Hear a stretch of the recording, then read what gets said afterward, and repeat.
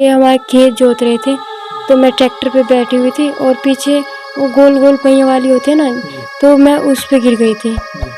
तो उस दुर्घटना में उसके नीचे आ गई थी तो मेरे हाथ और पूरा पेट वगैरह सब चिर गया था। गांव में जितने भी कहीं भी कभी भी सब बोलते हैं कि हम ये कर देंगे, इसके लिए हम वो कर देंगे। घर में भी कोई भी बंदा आता है, रिश्तेदारी भी बोलते हैं बट कोई करता नहीं है। आश्वासन तो सब देते हैं लेकिन करता कोई कुछ नहीं है कि हम ये करवा देंगे, हम वो करवा देंगे। आज तक तो मुझे ऐसे आश्वासन तो बहुत मिला बट कराया किसी ने नहीं आज तक।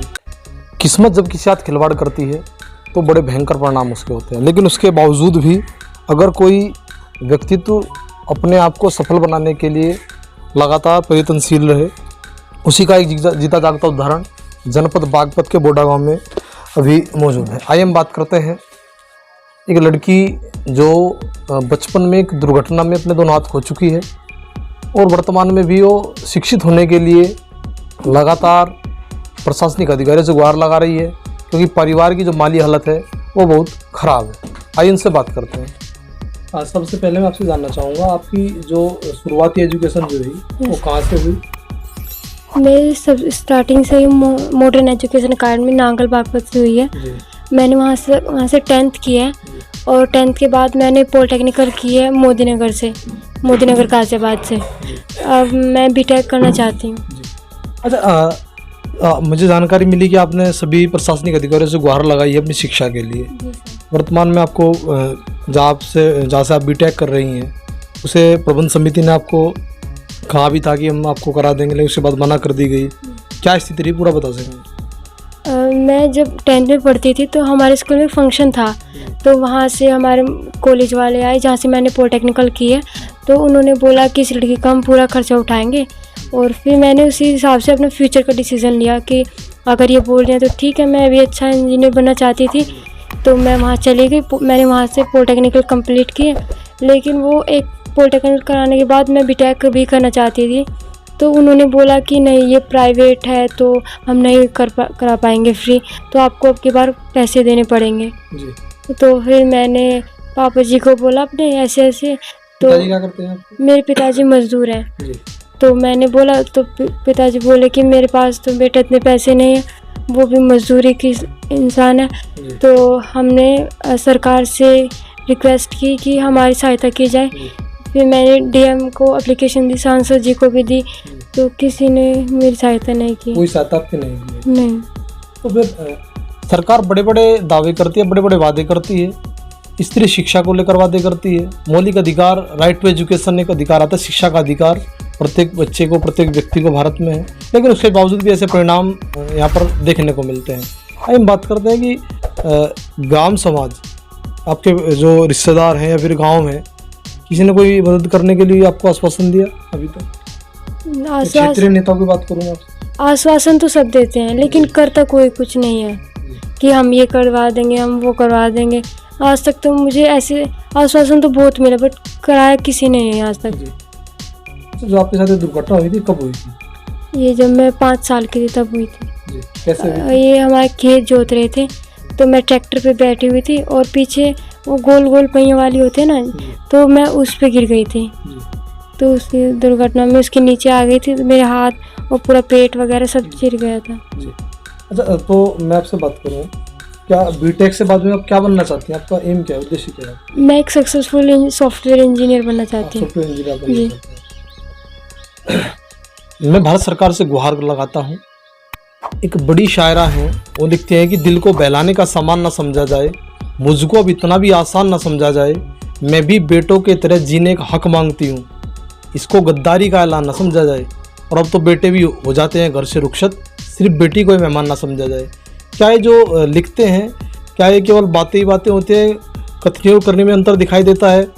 वर्तमान समाज के वर्तमान नेता जो हमारे क्षेत्रीय नेता हैं, या मैं सरकार की बात करूँ, प्रशासनिक अधिकारियों की बात करूँ, ये बड़ा विडंबना का विषय है कि एक लड़की जो पढ़ना चाहती है और एक होनहार वो लड़की है और भविष्य में हो सकता है कि वो देश का नाम भी रोशन करे। तो मेरी सभी सरकार से, प्रशासनिक अधिकारियों से गुहार है कि इस लड़की की अभी तुरंत किसी भी स्तर से जैसे भी मदद हो की जाए।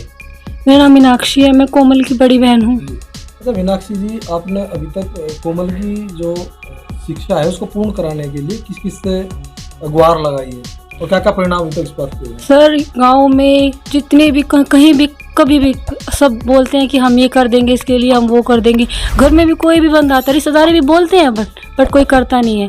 अभी भी ये अब 1 साल पहले एक डिंडूखेड़ा गांव है इधर ही शामली ज़िले में, और ये 21 गाँव की दौड़ थी, तो ये सबसे प्रथम आई थी ये लड़की। और उधर सब ने देखने के बाद ये बोला कि हम इसके लिए करेंगे वो करेंगे, और उसके बाद सिर्फ वो बात उधर ही ख़त्म हो गई, उससे आगे कुछ नहीं हुआ। और फिर जब हमने बात की कि तुम डीएम के पास जाओ, तो ये गई भी उधर, इन्होंने फेस टू फेस बात भी की उनसे। उसके बाद उन्होंने बोला कि हम जल्दी आपकी कार्रवाई करेंगे। तो अगले दिन हमारे पास कॉल आई, और कॉल आने के बाद ये इसने बात की, तो इससे अच्छी तरीके से बात नहीं हो पाई। तो इसने मुझे बोला कि आप बात कर लो। मैंने सोचा चलो मैं बात कर लूँ, क्योंकि मैं भी इसके साथ गई थी उधर। तो मैंने बात की, तो उन्होंने मेरे से बोला कि आपने दोबारा कॉल क्यों की। मैंने कहा कि इससे बात नहीं हो रही, तो मैं इसलिए मुझे बोला है कि मैंने कहा कि अब ये लड़की है, अब इसके हाथ भी नहीं है, तो ये इसकी आप मदद करिए। तो इन्होंने बोला कि आप सीधा डीएम के पास क्यों गए, मेरे पास क्यों नहीं आई। तो हमने बोला कि हमें नहीं पता था। इन्होंने कहा क्यों नहीं पता था आपको, मैं उधर ही बैठती हूँ ये है, और आपने तो इस चीज़ का धंधा बना दिया है, आप इधर जाते हो कभी उधर जाते हो, सीधा हमारे पास नहीं आते। हमने कहा कि आप हमारी क्या मदद कर सकते हो। फिर उन्होंने बोला कि ऐसा तो कोई भी कहीं भी नहीं लिखा कि हम आपकी ऐसे फ्री कराएंगे, हम सिर्फ स्कॉलरशिप के लिए बात कर सकते हैं आपकी, और ऐसा कोई प्रावधान नहीं है कि हम आपकी ऐसे फीस माफ़ कराएंगे और कुछ में काम करेंगे। उन्होंने स्पष्ट मना कर दिया हमें। और उसके बाद भी इन्होंने किसी और से बात की, जैसे कि हम उधर गए थे तो कहीं और जगह भी गए, वो उसका नंबर देते कि आप उनसे बात करो, फिर वो उसका नंबर देते कि आप उनसे बात करो। उसके बाद भी उसने कोई 50 नंबर हमारे पास दे दिए कि आप उससे बात करो, उससे बात करो। वो दूसरे का नंबर दे देता है, दूसरे से बात करते वो दूसरे का नंबर दे देता है, और इससे आगे कुछ नहीं, कोई कुछ नहीं कर रहा है। और इसकी स्थिति देखने मतलब हमसे देखे नहीं जाती, जब ये रात को बैठी बैठी अपने फ्यूचर के लिए ऐसे रोती है। और सर मैंने खुद अपनी पढ़ाई छोड़ दिया, अभी मैंने BCA कंप्लीट किया। आगे मेरे पास मुझे पता है कि आगे कुछ होने वाला नहीं है, तो मैं कंपटीशन की तैयारी घर पे ही कर लूँगी। पर इसका तो कुछ नहीं है ना, इसकी 12th भी नहीं हुई, और पॉलिटेक्निकल करने के बाद अगर BTech नहीं हुआ तो इसका कोई फ्यूचर है ही नहीं। और हम तो फिर भी ऐसे काम चला लेंगे, पर इसका तो कोई भी काम नहीं चलेगा। और हमारी माता भी नहीं है जो इसका अच्छी तरीके से ख्याल रख सके। ये तो बेचारी खुद, इसकी तो सरकार को वैसे भी मदद करनी चाहिए। मैं RRD उपाध्याय, एक सामाजिक कार्यकर्ता। ये जो दिव्यांग बच्ची है जो कोमल, उसके सपनों को साकार करने का सरकार की जिम्मेदारी है, हम सबका भी नैतिक कर्तव्य बनता है। इस संबंध में मुख्यमंत्री, उत्तर प्रदेश के मुख्यमंत्री योगी आदित्यनाथ को हमने पत्र लिखा है, गृह मंत्री को हमने पत्र लिखा है कि उसके सपनों को साकार करते हुए उसे आर्थिक मदद दी जाए, उसके सपनों को साकार किया जाए। एक बच्ची पढ़ना चाहती है, सरकार बड़े बड़े दावे करती है, तो कम से कम उसको कहीं ना कहीं वो सपने दिखाई देने चाहिए, जो सरकार के जो वादे हैं पूरे होते दिखाने चाहिए। और इस दिव्यांग बच्ची के लिए हम लोग प्रयास करेंगे कि वो सरकार इसकी मदद करे, उसके पत्र हमने लिखा है। अच्छा, स्थानीय स्तर पर जो नेता हैं उनसे भी कोई गुहार लगाएंगे? स्थानीय नेताओं का मैं समझता हूँ कि यदि चाहे तो सब लोग मिलकर के भी उस चीज़ को कर सकते हैं, लेकिन स्थानीय नेताओं से हम बहुत ज़्यादा अपेक्षा तो नहीं कर सकते, क्योंकि वो अधिकतर यही कह देते हैं कि हमारे बजट में या हमारे अधिकार क्षेत्र में ये चीज़ें नहीं हैं। लेकिन फिर भी प्रयास तो करेंगे, उनसे भी हम बात करें। लेकिन इसके अलावा मुख्यमंत्री और गृह मंत्री, यही 2 मुख्य ऑप्शन हमारे पास बचते हैं, हम उनसे प्रयास करें, और इसीलिए उनको पत्र लिखा गया है।